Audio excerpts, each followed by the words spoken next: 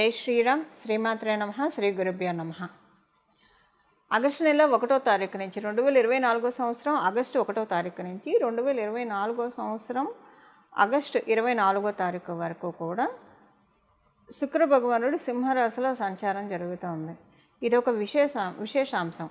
ప్రతి సంవత్సరం శుక్ర భగవానుడు సింహరాశిలోకి వస్తూనే ఉంటాడు. సంవత్సరంలో ఒక్కసారి డెఫినెట్గా ఆయన సింహరాశిని టచ్ చేస్తాడు. కొన్నాళ్ళు అక్కడ ఉండి మళ్ళీ కన్యారాశికి వెళ్తాడు. ఇలాగా ప్రతి రాశిని ఆయన తిరుగుతూనే ఉంటాడు.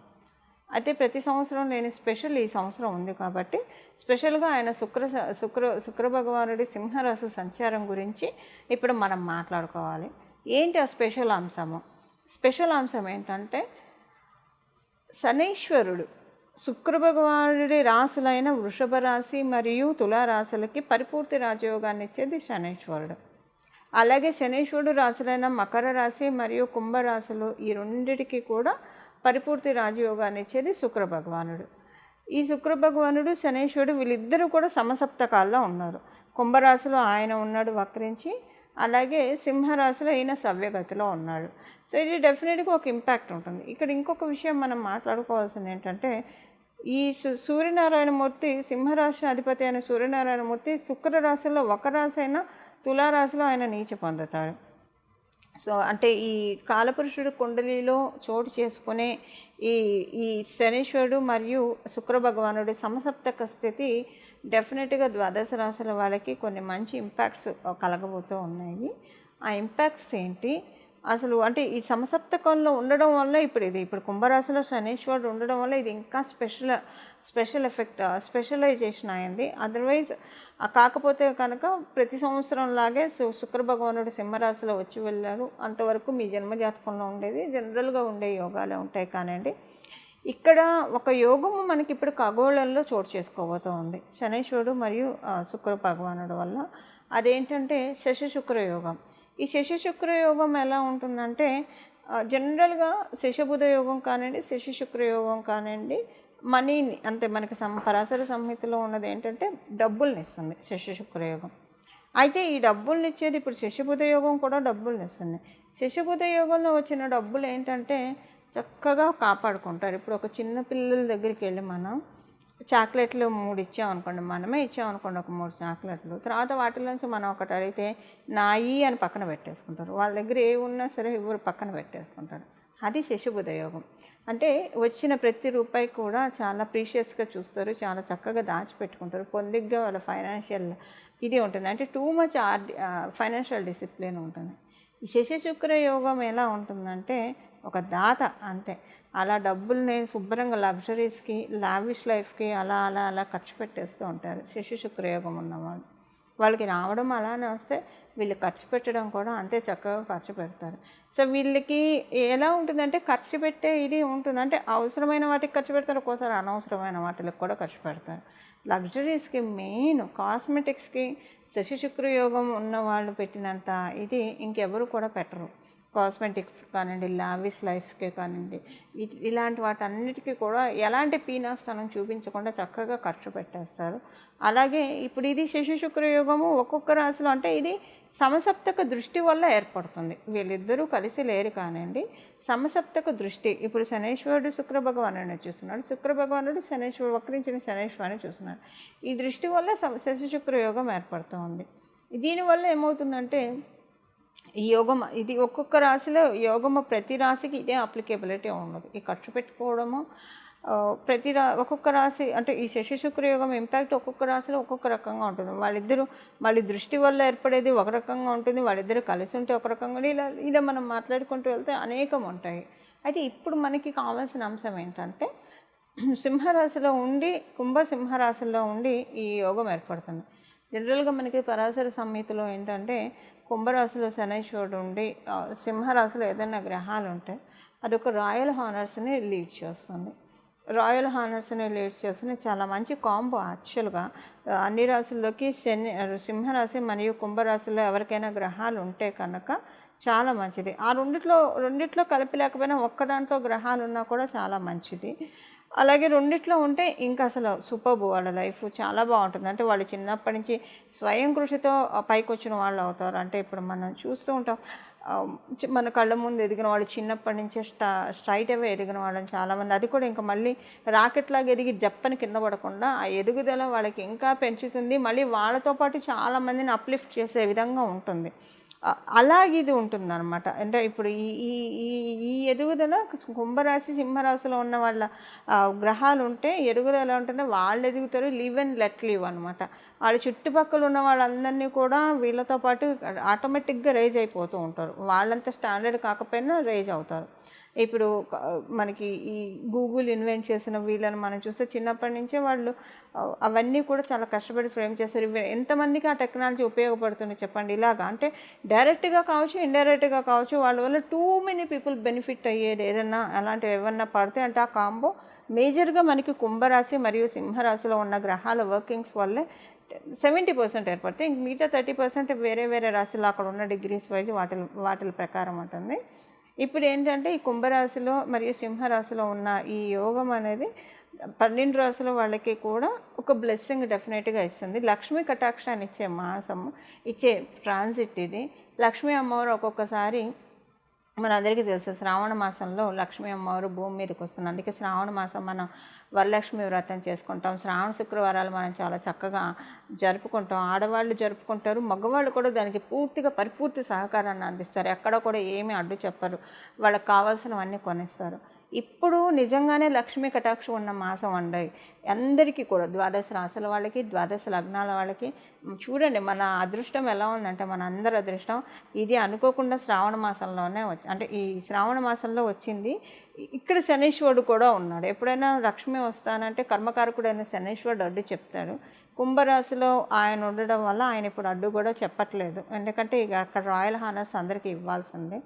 సో ఇప్పుడు లక్ష్మీ కటాక్షం, లక్ష్మీ అమ్మవారి శోభ, లక్ష్మీ అమ్మవారి పరిపూర్తి కళలు అన్నీ కూడా మనకి అంతా భూమండలం మొత్తం విస్తరించి ఉన్న శుభ సమయము ఆగస్టు మాసంలో ఏర్పడుతుంది శశి శుక్ర యోగం వల్ల. దీన్ని మరి లక్ష్మీ అమ్మవారు అందరికీ అంటే చక్కటి యోగాన్ని ఇస్తున్నారు. అంటే ఎవరి అర్హతను బట్టి వాళ్ళ జన్మజాతకంలో ఉన్న పూర్వపుణ్య కర్మఫలం బట్టి. ఒకవేళ సపోజ్ కొంతమంది చాలా ఇబ్బందులు పడుతూ ఉన్నారు ఏదన్నా ఏ విషయంలోనూ, అందరూ ఫైనాన్షియల్గానే ఇబ్బంది పడాలని లేదు కదా. కొంతమంది రిలేషన్స్లో ఇబ్బంది పడతారు, కొంతమంది ఆరోగ్యంలో ఇబ్బంది పడతారు, ఒక్కొక్కరు ఒక్కొక్క రకంగా ఇబ్బంది పడుతుంటారు. ఏ విషయంలో అయితే డీప్గా ఇబ్బంది పడుతున్నారో ఆ విషయాన్ని అమ్మవారు హీల్ చేసేస్తుంది, క్యూర్ చేసేస్తుంది. ఒకవేళ జన్మజాతకంలో యోగం లేకపోయినా కూడా యోగం వచ్చే విధంగా మన చేత డెస్టినీ ఎప్పుడైతే డిసైడ్ చేసుకుంటుందో మనకి ఇవ్వాలని చెప్పి ఏం చేస్తే మనకు ఆ యోగం వస్తుందో ఆ పనిని మనం చేస్తుంది. సపోజ్ ఒకరికి బాగా ఆర్థికంగా ఇబ్బంది, ఇప్పుడు మనకి కనకధార స్థితి కూడా అంతే కదండి. ఒక వృద్ధ బ్రాహ్మణ స్త్రీ మహాదారిద్ర్యంతో బాధపడుతుంటే శంకరాచార్యులు వారు వెళ్ళి అడిగినప్పుడు లక్ష్మీ అమ్మవారు పూర్వపు జన్మ పుణ్యం లేదంటే ఈ ఎండిపోయిన ఉసిరికాయ దానం చేసింది కదా తల్లి, ఇది చాలా అని స్తుతి చేస్తే అమ్మవారు కనక వృక్షం కురిపించినట్టు డెస్టినీ ఇవ్వాలనుకుంటే మన చేత అనుకోకుండా ఏదో ఒక మంచి శుభకర్మ మన చేత చేయిస్తుంది. అనుకోకుండానే మనం చేస్తాము. ఎప్పుడైనా సరే 10 మంది హ్యాపీనెస్లో మన హ్యాపీనెస్ని ఎత్తుక్కునే వాళ్ళకి ఇది ఇంకా మంచిదండి. ఇక్కడ ఇంకా డబుల్ బనాంజా, త్రిబుల్ బనాంజా అని 100 మంది బాగుంటే మనం బాగుంటాం, చాలామంది బాగుంటే మనం బాగుంటాం అన్న తత్వం కలవాళ్ళు మనలో చాలామంది ఉంటారు. వాళ్ళకి ఇది నిజంగా చాలా అంటే చాలా అమృతమైన సమయము. అమృతధార మీకు యూనివర్స్ నుంచి కురిసే సమయము. అమృతధార కురిసిందంటే ఇంకా అన్నీ ఉంటాయి, ఒకటని కాదు, ప్రతిదీ కూడా ఫుల్ఫిల్మెంట్ ఆఫ్ ఎవ్రీథింగ్ అని ఉంటుంది. అలా కాకపోయినా కూడా అందరికీ కూడా ఇది మంచి ట్రాన్సిట్. ఇప్పుడు ఈ శ్రీ మహాలక్ష్మి అమ్మవారి కటాక్షాన్ని మనం ఒడిసిపట్టుకునే మాసం ఎలానో శ్రావణ మాసం. దీనికి మనం ఇంకా ఏ ప్రత్యేక క్రియలు చేయడం వల్ల ఇది ఇంకా వస్తుంది. 12 రాశుల వాళ్ళకి కూడా ఏ ఏ విషయాల్లో ఇది మంచి ప్లస్ అవుతుంది, ఇది మనం ఒక్కసారి ఇప్పుడు మాట్లాడుకుందాం. మకర రాశి మరియు మకర లగ్నంలో పుట్టిన వాళ్ళకి ఆరోగ్యం విషయంలో కొన్ని మంచి మార్పులు జరుగుతాయి. మొదటగా. రెండవగా కుటుంబంలో కొన్ని ప్రతికూలతలు తొలగిపోయి అనుకూలతలు ఏర్పడతాయి. కుటుంబ వాతావరణం బాగా ఉంటుంది. ఫైనాన్షియల్గా మంచి ట్రాన్స్ఫర్మేషన్. మీరు విదేశాలకు వెళ్ళాలని అనుకుంటే విదేశాలకు వెళ్తారు. ఇప్పుడు ఇక్కడ ఆరోగ్య సమస్యలని నేను చెప్పాను. ఆరోగ్య సమస్యలు రకరకాలుగా ఉంటాయి. ఒకటి శరీరానికి వచ్చే ఆరోగ్య సమస్యలు ఒకటి ఉంటుంది, వృత్తిపరంగా కూడా ఆరోగ్య సమస్యలు వస్తాయి. వృత్తిపరంగా ఆరోగ్య సమస్యలు ఎలా వస్తాయి? మీరు ఉద్యోగస్తులైనా వ్యాపారస్తులైనా ఉద్యోగంలో మీకు టక్కున ప్రాబ్లమ్స్ వచ్చేసాయి అనుకోండి, అది ఆరోగ్య సమస్యలే. ఉద్యోగానికి సంబంధించిన ఆరోగ్య సమస్యలు వచ్చినప్పుడు వ్యాపారం సడన్గా బాగా జరుగుతుంది, టక్కున సబ్దుగా అయిపోయింది అనుకోండి, అది వ్యాపారానికి సంబంధించిన ఆరోగ్య సమస్యలు. ఆరోగ్య సమస్యలు అంటే చాలా లెవెల్స్లో ఉంటాయి. ఏదైనా రిలేషన్లో మీకు అప్పటిదా బాగుండి బాగాలేదనుకోండి, అది ఒక ఆరోగ్య సమస్య, ఆ రిలేషన్కి వచ్చిన ఆరోగ్య సమస్య. ఇలా ఏ విషయాల్లో ఆరోగ్య సమస్యలు అంటే మీ శరీరానికి వచ్చిన ఆరోగ్య సమస్యలు అనే కాదు ఇక్కడ మీనింగు. ఎందుకంటే లక్ష్మీ అమ్మవారి కృపా కటాక్షాలు కాబట్టి మీకు ఎక్కడెక్కడ ఆరోగ్య సమస్యలు ఉన్నాయో ఆ ఫీల్డ్స్లో ఆరోగ్య సమస్యలు అన్నీ కూడా క్యూర్ చేస్తుంది, హీల్ చేసేస్తుంది శ్రీ మహాలక్ష్మి అమ్మవారు. హీల్ చేసి మిమ్మల్ని ఆ విషయంలో బ్లెస్ చేస్తుంది. ఇలా ఈ అంశాల్లో మకర రాశి మరియు మకర లగ్నంలో పుట్టిన వాళ్ళకి బాగా ఉంది. చూశారు కదండి. ఇప్పుడు మనం పరిహారం ఒకసారి ఏం చేస్తే లక్ష్మీ అమ్మవారి కటాక్షం శీఘ్రంగా మనకి కలుగుతుందో చూద్దాం.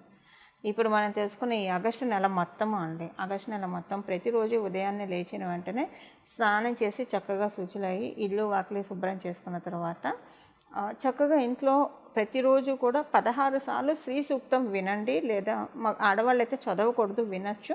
మగవాళ్ళైతే శ్రీ సూక్తం చదవడం వస్తే కనుక చక్కగా చదవండి, 16 సార్లు చదవండి. అలాగే ఒక్క శ్రీ సూక్తాన్ని విని కానీ చదివి కానీ వదిలేయకూడదు. పురుష సూక్తాన్ని కూడా దాంట్లో మనం సంపుటీకరణ చేయాలి. సంపుటీకరణ అంటే ఆ రెండు ఏం సంపుటీకరణ చేయక్కర్లేదు, జస్ట్ వింటే సరిపోతుంది. మళ్ళీ అది సంపుటీకరణ అంటే అదొక ప్రత్యేకమైన ప్రాసెస్ ఉంటుంది, అదంతా కన్ఫ్యూజన్లోకి వెళ్తుంది, అదంతా ఏమక్కర్లేదు. శ్రీ సూక్తం ప్రతిరోజు 16 సార్లు వినండి లేదా చదవండి. ఆడవాళ్ళు అయితే వినడమే. అలాగే 3 సార్లు కనీసంగా పురుష సూక్తం వినడానికి చదవడానికి ప్రయత్నించండి. ఒకవేళ 16 సార్లు పురుష సూక్తం కూడా వినగలిగి చదవగలిగితే ఇంకా మంచిది. లేదా కనీసం పురుష సూక్తం 3 సార్లు వింటే సరిపోతుంది.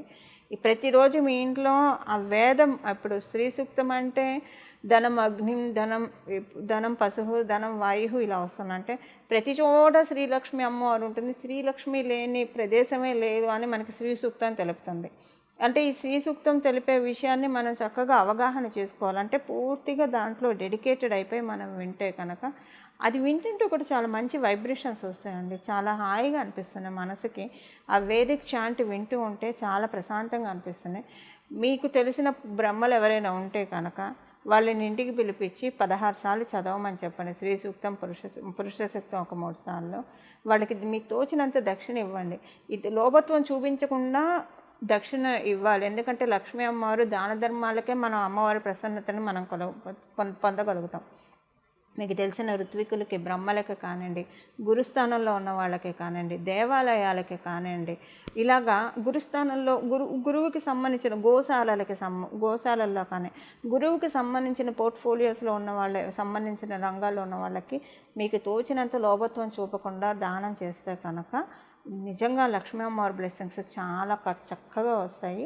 ఇప్పుడు మనం పరిహారం చూసాం కదా, ఈ పరిహారం చేసుకొని లక్ష్మీ అమ్మ, అందులో మనం ఉన్నది శ్రావణ మాసంలో, లక్ష్మీ అమ్మవారి కటాక్షాన్ని ఇవేమి దాన ధర్మాలు చేయలేని వాళ్ళు చక్కగా ప్రశాంతంగా చేయగలిగిన వాళ్ళు ఇది చేయండి. చేయలేని వాళ్ళు ప్రశాంతంగా 16 సార్లు శ్రీ సూక్తం వినడం, 3 సార్లు పురుష సూక్తం వినడం, లేదా చదవడం, మగవాళ్ళు అయితే చదవడం వస్తే చదవడం, ఇది చేయండి. లక్ష్మీ అమ్మవారి మిమ్మల్ని దానం చేసేదానికి అర్హుల్ని చేస్తుంది. చేయలేని స్థితిలో ఉన్న వాళ్ళకి ఆ చేసే విధంగా అర్హత మీకు కలిగిస్తుంది. అంటే ఇప్పుడు మన దగ్గర చాలా ఉంటే మనం అవతల వాళ్ళకి ఇవ్వగలుగుతాం కదా, అలాంటి అర్హతని మీకు అమ్మవారు కలగజేస్తుంది. బట్ ఒకవేళ అలా లేకపోతే అంటే అప్పు చేసి మటుకు దానాలు చేయకూడదు. ఇది ఒకటి మటుకు గుర్తుపెట్టుకోండి. ఎవరు అప్పులు చేసి మటుకు దానాలు అస్సలు చేయకూడదు. అది దోషం అవుతుంది. అప్పు చేసి మన స్థాయికి మించి చేసే దానం కూడా దోషం అవుతుంది. కలిగి ఉన్నప్పుడు లోభత్వం చూపించొద్దనే మనం ఏ కథ చూసినా, సత్యనారాయణ వ్రత కథ చూసినా, ఎందులో అయినా సరే లోభత్వం లేకుండా, అంటే మనకి కలిగి ఉండి ఎందుకు ఇవ్వాలన్న లోభత్వం అయితే చూపించకూడదు. లేనిది తెచ్చిపెట్టి కూడా ఇవ్వకూడదు. ఈ 2 దోషమే. ఇది ఈ మధ్యలో ఉన్న లైన్ని తెలుసుకొని చక్కగా కలిగి ఉన్న దాంట్లో కొంచెం ఇచ్చినా మనకు వచ్చిన ఇబ్బంది ఏం లేదని అనుకుంటే దానం చేయండి. లేదా ఇవ్వడం వల్ల రేపటికి ఇబ్బంది అవుతుందని అనుకుంటే అలా కూడా దానం చేయొద్దు. చక్కగా మనం తెలుసుకున్న శ్రీ సూక్తం, పురుష సూక్తం వింటే సరిపోతుంది. ఈ విధంగా మీరు శ్రావణ మాసం లక్ష్మీ శోభ మనందరి గృహాల్లో వెల్లివిరియాలని, మనందరం కూడా శ్రీలక్ష్మి అమ్మవారి ఆ కృపకి పాత్రలో కావాలని చెప్పి మీ అందరి తరఫున మరియు నా తరఫున లక్ష్మీ అమ్మవారిని ప్రార్థిస్తూ మంగళం. నమో భగవతే వాసుదేవాయ.